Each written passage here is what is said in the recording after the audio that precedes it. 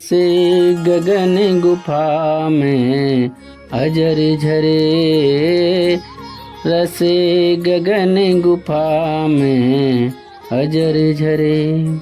बिन बाजा झनकारी उठे जहाँ, बिन बाजा झनकारी उठे जहाँ, समझ परे जब ध्यान धरे। रसी गगन गुफा में अजर झरे, रसी गगन गुफा में अजर झरे। बिना ताल जहाँ कंवल फुलानी, बिना ताल जहाँ कंवल फुलानी, ते चढ़ी हंसा केली करे। रसे गगन गुफा में अजर झरे, रसे गगन गुफा में अजर झरे। बिन चंदा उजियारा दर से, बिन चंदा उजियारा दर से, जहाँ तहाँ सा नजर पड़े। बिन चंदा उजियारा दर से, बिन चंदा उजियारा दर से, जहाँ तहाँ सा नजर पड़े। 10वें द्वारे तारी लागी, 10वें द्वारे तारी लागी, अलग पुरुष जाको ध्यान धरे। रसी गगन गुफा में अजर झरे, रसी गगन गुफा में अजर झरे। काल कराल निकट नहीं आवे, काल कराल निकट नहीं आवे, काम क्रोध मद लोभ जरे। जुगन जुगन की तृष्णा बुझानी, जुगन जुगन की तृष्णा बुझानी, करम भरम अधि व्याधि टरे। रसे गगन गुफा में अजर झरे। काल कराले निकट नहीं आवे, काल कराले निकट नहीं आवे, काम क्रोध मद लोभ जरे। जुगन जुगन की तृष्णा बुझानी, जुगन जुगन की तृष्णा बुझानी, करम भरम अधि व्याधि टरे। रसी गगन गुफा में अजर झरे, रसी गगन गुफा में अजर झरे। कहे कबीर सुनो भाई साधो, कहे कबीर सुनो भाई साधो, अमर होए कबहू न मरे, अमर होए कबहू न मरे। रस गगन गुफा में अजर झरे, रस गगन गुफा में अजर झरे। प्रिय बंधुओं, प्रेमी भक्त जनों, सदगुरु साहेब जी बता रहे हैं, रस गगन गुफा में अजर झरे। इस मानव शरीर में ही वह अमृत का कुआं है जो निरंतर झर रहा है, चू रहा है, टपक रहा है। रस गगन गुफा में अजर झरे। ऐसी गगन में एक ऐसी गुफा है जिसमें से अमृत बरस रहा है। तो कह रहे हैं रस गगन गुफा में अजर झरे। इस मानव शरीर में ही वो अमृत का कुआं है जो निरंतर झर रहा है, चू रहा है, टपक रहा है। तो अमृत का कुआं कहाँ है, किस प्रकार मिलेगा, कैसे उस अमृत को पीने वाले हम बनेंगे। तो प्रेमी सज्जनों, हमारे कुछ ऋषि मुनियों ने एक खेचरी मुद्रा के बारे में बताया है कि खेचरी मुद्रा क्या है। जब हम जीभ की नोक तालू को छूती है, जैसे हम जीभ को उलट देते हैं और तालू से लगा देते हैं, तो ऐसा बार बार करने से जो तालु चक्र होता है वो सक्रिय हो जाता है। उससे क्या होता है, एक तरल पदार्थ निकलता है, और जिसे कुछ संत ऋषियों ने अमृत के रूप में इस तरल पदार्थों को माना है। तो कई लोग ये गगन गुफा इसको मानते हैं, अपनी जीभ को उलट करके तालू पर लगा करके उसका रसवादन करते हैं, जिसको हम खेचरी मुद्रा कहते हैं। लेकिन असल में ये अभ्यास बार बार करने से क्या होता है कि इससे आलस्य भी दूर होता है और भूख प्यास भी क्या है कम लगने लगती है, उस पर भी हमारी सिद्धि हो जाती है। लेकिन क्या यही वास्तव में गगन गुफा है? आज बहुत हम लोग भ्रमित हो चुके हैं प्रेमी सज्जनों, क्योंकि कबीर साहब की वाणी जो है बड़ी अटपटी है। वो कह रहे हैं कि रस गगन गुफा में अजर झरे। कुछ लोगों ने खेचरी मुद्रा द्वारा तालू को ऊपर ले जा करके उसका रसवादन जो तरल पदार्थ निकलता उसको पीना ही अमृत माना। लेकिन क्या वास्तव में क्या यह अमृत है? गगन गुफा तो उसे कहा कि जहाँ मन एकांत में बैठ करके ध्यान मग्न होकर के परमात्मा की भक्ति में डूब जाए, और जो उसे आनंद मिलता है उस परमात्मा की भक्ति करने में, तो उसी को कहा कि वही अमृत है। जिस भक्ति के द्वारा जन्म मरण का बंधन का नाश हो जाएगा, वही गगन गुफा में अमृत का झरना है। बिन बाजा झनकार उठे जहां, कह रहे हैं बिन बाजा झनकार उठे जहां, समुझ परे जब ध्यान धरे। प्रेमी सज्जनों, सदगुरु कबीर साहब बता रहे हैं, जब हम उस परम पिता परमात्मा की भक्ति को अपनी आत्मा को लगा देते हैं, पर किसमें? परमात्मा की भक्ति में अपनी इस आत्मा को, अपने इस मन को साधना में लगा देते हैं, तो इस शरीर से कुछ आवाजें सुनाई देने लगती हैं, जिसे अनहद नाद कहा। समझ परे जब ध्यान धरे। ऐसा कब होता है? यह आवाज जिसको हम अनहद नाद कहते हैं, ये कब सुनाई देता है? कहा कि बिन बाजा झनकार उठे। जब हम उस परम परमात्मा का ध्यान करते हैं, उसकी भक्ति करते हैं, तो आपने सुना होगा लोग कहते हैं कि अनहद नाद सुनाई देती है। तो वो अनहद नाद कैसे सुनाई देती है? जब हम समझी परे जब ध्यान धरे। ऐसा कब होता है? आवाज ये अनहद नाद कब सुनाई देती है? जब हम एकाग्रता से भजन करने वाले बन जाते हैं, तो ये आवाज सुनाई देती है। तब भी हम इस भूल में हैं कि परमात्मा मिल गया। नहीं प्यारे जीव हंसो, ये आवाज परमात्मा की नहीं है। हमें आवाज तो सुनाई देती है, नाद तो सुनाई देती है, लेकिन क्या वास्तव में ये आवाज ही परमात्मा है? कबीर साहब कहते हैं, जाप मरे अजीपा मरे, अनहद भी मरी जाए, सुरति समानी शब्द में ताको काल न खाए। तो जाप मरे। कई लोगों आप देखा प्रेमी सज्जनों, कई लोग कहते हैं कि जाप करो, मंत्र दे दिया उनको, जपते रहो। कुछ लोग कहते हैं अजपा में सुमिरन करो, यानी कि जपो मत, उसको जीभ मत हिलाओ, होंठ मत हिलाओ, केवल मन से सुमिरन करो। तो कहा कि जाप भी खत्म हो जाएगा, और जो बिना अजपा जिसको आप करें वो भी खत्म हो जाएगा, अनहत भी मर जाए। जो ये आवाज आ रही है जिसको आप सुन रहे हैं, ये भी समाप्त हो जाएगी। क्यों? क्योंकि प्रेमी सज्जनों, ये प्रकृति है, प्रकृति में 5 तत्व हैं। इन 5 तत्वों के अपना अपना रंग, अपना अपना रूप, अपनी अपनी आवाजें हैं। हमारा शरीर भी इन 5 तत्वों से निर्मित है। तो हम जब ध्यान लगाते हैं, आपने देखा होगा, अगर हम बिजली के खंभे के नीचे, उस तार के नीचे खड़े हो जाएं, ध्यान से अगर हम देखेंगे, तो बिजली के तार में जब करंट प्रवाहित होता है, जब बिजली प्रवाहित होती है, तो उसमें से आवाज आती है। ठीक ऐसे हमारे शरीर में कई हजार 72,000 नाड़ियां हैं। इन शरीर में खून का सर्कुलेशन चल रहा है, जगह जगह पूरे शरीर में ब्लड सर्कुलेशन फैला हुआ है। और ये प्रकृति है, 5 प्रकृतियां, इनकी आवाजें भी इस शरीर में हो रही हैं। तो हम ध्यान से अगर सुनेंगे, जिस प्रकार से तार में आवाज हमको सुनाई देगी बिजली से, उसी प्रकार इस नाड़ियों में भी हमको आवाज सुनाई देती है।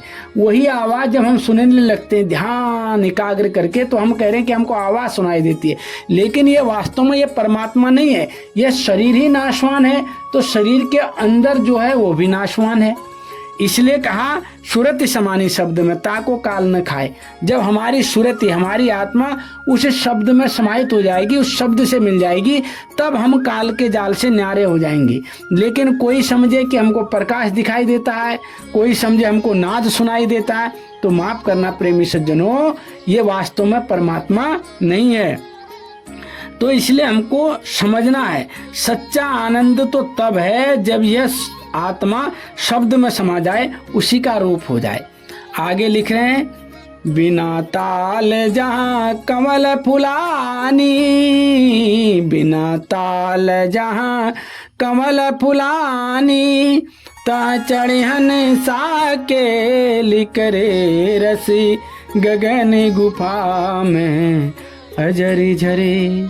सदगुरु कबीर साहब समझा रहे हैं प्रेमी सज्जनों, जब हम उस परमात्मा की भक्ति में पूरी तन्मयता से लग जाते हैं, तो ये आत्मा उस परमात्मा रूपी ताल में कमल के समान खिल उठती है, जहां पहुंचकर ये जीव हंस खेलने लगता है, आनंद मनाता है।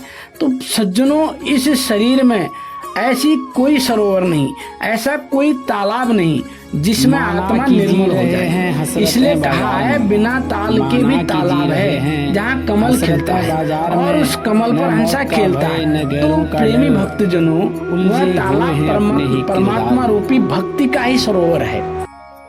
जब हम भक्ति रूपी सरोवर में, भक्ति के तालाब में हम नहाने लगते हैं, या आत्मा उसमें जाने लगती है, या मन जब उस सरोवर में नहाने लगता है, तो कहा आत्मा रूपी कमल खिलने लगता है। परमात्मा को पाकर यह हंस आत्मा आनंदित होने लगती है। आगे लिख रहे हैं, बिन चंदा उजियारा दर से, बिन चंदा उजियारा दर से, जहाँ तहाँ सा नजर पड़े, रसी गगन गुफा में हजरी झरे। प्रेमी सज्जनों, प्रेमी भक्तजनों, कबीर सदगुरु साहिब जी बता रहे हैं, बिन चंद्रमा के ही वहाँ ऐसा प्रकाश है जहाँ पर दीपक की कोई जरूरत नहीं। कहा गया है रामायण में, परम प्रकाश रूप दिन राती, नहीं चाहिए कुछ दिया घृत बाती। परम प्रकाश रूप दिन राती, नहीं चाहिए कुछ दिया घृत बाती। उस परम पिता परमात्मा की भक्ति करने के लिए किसी घी के दिए की जरूरत नहीं है। वहां तो एक अलौकिक प्रकाश स्वयं हो रहा है, ऐसा दिव्य प्रकाश जो परम है, रात दिन स्वयं हो रहा है। कहा कि बिन चंदा उजियारा दर से, जब हम भक्ति करने लगते हैं, उस परमात्मा की तरफ बढ़ते हैं, तो वहां पर ऐसा प्रकाश, ऐसा अलौकिक प्रकाश हो रहा है। कैसा प्रकाश? ज्ञान का प्रकाश, ज्ञान रूपी प्रकाश। अभी हमारे अंदर क्या है? अंधकार है, तिमिरांधस्य, तिमिर को हटाना है हमें। ज्ञानान जन चक्षुशलाक्यम, इस ज्ञान के द्वारा इन आंखों में क्या लगाना है? सुरमा लगाना है। क्या का? ज्ञान का। तो हमको कहा कि तिमिरांधस्य ज्ञानांजन चक्षुशलाक्याम चक्षुरूपेण येन मिलितम तस्मै श्री गुरुवे नमः। जो हमारे आंखों में जो पर्दा पड़ा हुआ है, हमारी एक ही आंख जो बंद है, इसमें ज्ञान रूपी क्या लगाना है? सुरमा लगाना है। तो इसलिए कह रहे हैं प्रेमी सज्जनों, ऐसे ही कहा कि बिना चंद्रमा के वहां इतनी शीतलता है, इतना श्वेत प्रकाश हो रहा है प्रेमी सज्जनों, ऐसा प्रकाश कि ध्यान और ज्ञान का जब साधक तन मन एकाग्र करके परमात्मा की भक्ति में लग जाता है, तो उसके अंदर शीतलता आ जाती है। ज्ञान रूपी प्रकाश, सत्य का प्रकाश और सार शब्द का प्रकाश उसे दिखाई देने लगता है। और जब तक यह जीव परमात्मा का दीदार नहीं कर लेता, अज्ञानता का विनाश नहीं कर लेता, तो उसे चारों तरफ अंधकार ही अंधकार नजर आता है। इसलिए कहा कि वो परमात्मा सब जगह है, वहाँ किसी की जरूरत नहीं है। जब हमारे अंदर ज्ञान का प्रकाश हो जाएगा, बिन चंदा उजियारा दर से, तहाँ वहाँ हंसा नजर पड़े, फिर उस व्यक्ति को कण कण में परमात्मा नजर आएगा। इसलिए कह रहे हैं तहाँ तहाँ जहाँ तहाँ हंसा नजर पड़े, सब जगह ईश्वर ईश्वर दिखाई देगा। आगे कह रहे हैं 10वें द्वारे तारी लागी, 10वें द्वारे तारी लागी, अलख पुरुष जाको ध्यान धरे, रसी गगन गुफा में अजर धरे। एक ऐसी गगन गुफा है, एक ऐसा अनंत आकाश है जहाँ पर एक ऐसी गुफा है, वो परमात्मा रह रहा है, वहाँ अमृत का पान हो रहा है। वो अमृत कैसे मिलेगा? जब हम ध्यान करके, कहा कि उस जगह पर परमात्मा के स्वरूप को देखेंगे, जो आनंद प्राप्त होगा, जो अमृत प्राप्त होगा, उसको पी पी करके हम अमर हो जाएंगे।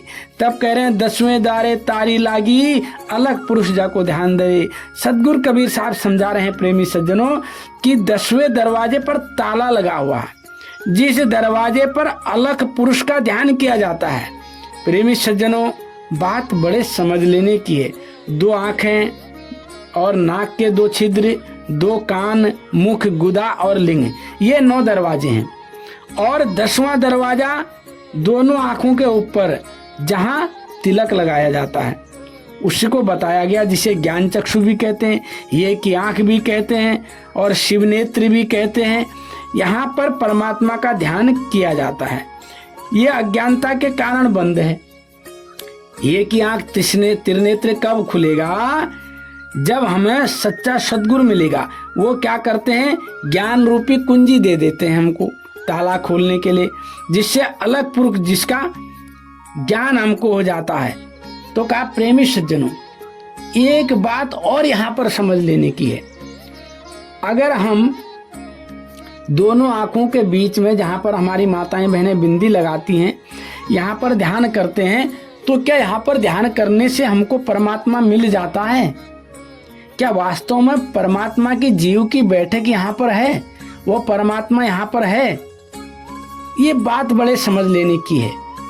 तो वह तो परमात्मा कैसा है? कबीर साहब कहते हैं विधेय है। और हम ध्यान लगा रहे हैं तीसरे तिल पर, यहाँ पर देख रहे हैं, तो यहाँ पर जो प्रकाश होगा, यहाँ की जो आवाज होगी, यहाँ पर जिसकी बैठक होगी, वो हमको दिखाई देगा, सुनाई देगा। कबीर साहब तो कह रहे हैं कि वो परमात्मा तो विधेय है, इस शरीर में है ही नहीं, तो वो हमको कैसे मिलेगा? तो कहा देहि माही विधेय है, संतो माही देख। देहि माही विधेय है, इसी शरीर में ही वो विधेय है। तो कैसे मिलेगा? संतो माही देख। संतों के शरण में जाकर के, संतों के पास जाकर के इस देह से विधेय होना वो हमको बता देंगे, उस युक्ति को हमको सिखा देंगे। जब वो हमको सिखा देंगे तो क्या होगा? देहि माही विधेय है, संतु माही देख, बाहर भीतर रम रहा ऐसा आप लिख। फिर जब हम उसकी युक्ति को जान लेंगे तो वो परमात्मा हमको बाहर भी दिखाई देगा, अंदर भी दिखाई देगा। तभी तो नामदेव साहब ने कहा कण कण में भगवान विद्यमान है, क्योंकि उनको चारों तरफ भगवान दिखाई देते थे, सभी जीवों में भगवान दिखाई देते थे। लेकिन आज हम इस बात को समझ नहीं पा रहे हैं। आज हम केवल तीसरे तिल पर ध्यान लगा रहे हैं, और जो आवाज हमको सुनाई दे रही है, जो प्रकाश हमको सुनाई दे रहा है, उसी को हम परमात्मा समझ बैठे हैं। लेकिन कहा कि जाप मरे अचपा मरे अनहद भी मर जाए, और सूरत समानी शब्द में ताको काल न खाए। तो जब वह विधेय है तो कौन सी युक्ति होगी उस विधेय को प्राप्त करने की? कुछ सत्संगी भाई हमारे कहते हैं कि हम परमात्मा को तो डायरेक्ट मिला देंगे। भाई कोई ऐसी विधि नहीं है कि जिससे आप परमात्मा को डायरेक्ट मिला देंगे। क्यों लोगों को भ्रमित कर रहे हो? जितना जानते हैं आप उतना ही बताइए, क्योंकि संसार में बहुत सारे विद्वान हैं। इसीलिए कहा कि ऊंट विष्णु पद गावे, कबीरा तेरे हाथ ना आवे। कि जो लोग अपने आप को ऊंट जैसा ज्ञानी समझ रहे हैं, खूब पुस्तकों को पढ़ लिया और खूब किताबों को पढ़ लिया, खूब श्लोक याद कर लिए, वो अपने आप को बहुत बड़ा मान रहे हैं, ज्ञानी मान रहे हैं। विष्णु पद गावे, उस परमात्मा का पद सुना रहे हैं। ऐसे ही कुछ लोग कह रहे हैं कि हम परमात्मा को डायरेक्ट मिला देंगे। माफ करना प्रेमी सज्जनों, परमात्मा से डायरेक्ट मिलने की विधि है तो वह है अभ्यास। अभ्यास के द्वारा गुरु जो युक्ति बताते हैं उस युक्ति में लग करके वह परमात्मा मिलेगा। परमात्मा कोई बच्चा नहीं कि आपने खूब फूल चढ़ा दिए या खूब खिलौने दे दिए, खूब तिलक रोली चंदन चढ़ा दिया, खूब खुशबूदार अगरबत्ती जलाए, खुश हो गया और नाचने लग गया, तुम्हारे साथ चलने लग गया। ये मिथ्या भ्रम है। जो लोग कह रहे हैं कि हम गद्दी चला रहे हैं, हम परमात्मा को जानते हैं, हम ये कर रहे हैं, माफ करना, आप सबका स्वागत है। गुरु मेरे सब बड़े अपने अपने ठौर, शबद विवेक की पार की सो माथे सिरमोर। सब आदरणीय है, सम्मानी है, लेकिन भ्रमित ना करो, किसी को भ्रमित ना करो। इसलिए वह परमात्मा इससे भी आगे है। कबीर साहब तो कहते हैं कि भाई वो परमात्मा विदेह है ना। वो परमात्मा कैसे मिलेगा? हर श्वासों की सांस में। मोह को कहाँ ढूंढे रे बंदे, मैं तो तेरे पास में। खोजी हो तो तुरंत मिल जाऊं पल भर की तलाश में। अगर खोजी है तो मैं मिल जाऊंगा का पल भर की तलाश में। तो कैसे मिलेंगे? वो युक्ति कौन सी होगी? वो पल कौन सा होगा जिस पल में उस परमात्मा की प्राप्ति कर सकें? कौन सा पल होगा? जब हम सही विधि को जान लेंगे, सही युक्ति को जान लेंगे, उस पर चलने वाले हो जाएंगे, तब हम उस प्रभु परमात्मा को पाने वाले हो जाएंगे। और जब हम उस परमात्मा के नजदीक हो जाते हैं, उसको पाने वाले हो जाते हैं, तो प्रेमी सज्जनों, कबीर साहब कह रहे हैं, काल कराल निकट नहीं आवे, काल कराल निकट नहीं आवे, काम क्रोध मद लोभ जरे, रसी गगन गुफा में अजरी जरे, रसी गगन गुफा में अजरी जरे। जब हमें वो सच्ची दीक्षा मिल जाती है, जब हम सच्चे साधक बन जाते हैं, तो प्रेमी सज्जनों, वह परमात्मा की भक्ति में उसके नाम के प्रताप में इतनी शक्ति है, इतनी पावर है। ये काल कराल, काल क्या है? ये राग द्वेष ईर्ष्या मन की चंचलता, ये सब का काम क्रोध मद लोभ जरे। राग द्वेष ईर्ष्या मन की चंचलता काम क्रोध, ये सब विकार हमारे नष्ट हो जाते हैं, जल जाते हैं, कोई भी पास नहीं आता है ना। तब कह रहे हैं कि हमको समझना पड़ेगा। आगे कह रहे हैं, जुगन जुगन की तृष्णा बुझानी, जुगन जुगन की तृष्णा बुझानी, करम भरम और व्याधि टरे, रसी गगन गुफा में अजरी झरे, रसी गगन गुफा में अजरी झरे।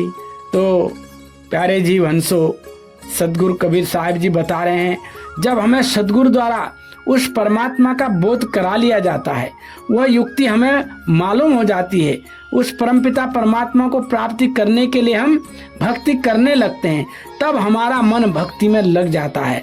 तो क्या होता है? जुगन जुगन की तृष्णा बुझानी, युगो युगों से चली आ रही इस मन की तृष्णा शांत हो जाती है, बुझ जाती है। तो कहा, और मनुष्य कर्म के बंधन से, कर्म के बंधन क्या है? ये विषय हैं। जितनी भी हमको विषयाशक्ति है, जितना भी हम विषय को पाने की इच्छा रख रहे हैं, ये सब क्या है? ये विषय के रोग हमारे सब दूर हो जाते हैं।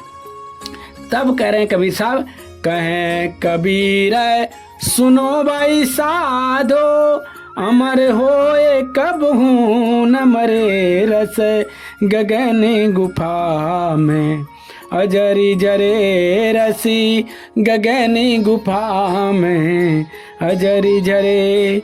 कहें कबीरी सुनो भाई साधो, कहें कबीरी सुनो भाई साधो, अमर होए कब हूँ न मरे, रसी गगन गुफा में अजरी जरे, रसी गगन गुफा में अजरी जरे। तो कबीर साहब बता रहे हैं प्रेमी सज्जनों कि जो जीव भक्ति के मार्ग में जब लग जाता है, वह परमात्मा के अधीन हो जाता है। तो कह रहे हैं वह जीवन से जन्म मरण के बंधन से छूटकर अमर हो जाता है। फिर वह बार बार इस शरीर में नहीं आना पड़ता उसको, वह परमात्मा में मिल जाता है, परमात्मा का ही रूप हो जाता है, उसका जन्म मरण का चक्र समाप्त हो जाता है। तो इस बात को हमें समझना पड़ेगा, इसको हमें समझना पड़ेगा। कबीर साहब ने अपने उलट मासी में बड़े सुंदर तरीके से इसको लिखा। और प्रेमी सज्जनों, जब तक हम तन्मयता के साथ उस परमात्मा की भक्ति नहीं करेंगे, तब तक हम गगन की सैर नहीं कर पाएंगे, तब तक हमको वो गुफा नहीं मिलेगी जहाँ से अमृत बरसता हो, अमृत टपकता हो, अमृत का झरना गिरता हो। जिस दिन हमारी ऐसी सुध-बुध हो जाएगी, जब हमारी सूरत उस परमात्मा में लग जाएगी, तो क्या कहा, फिर वह परमात्मा हमसे दूर नहीं है।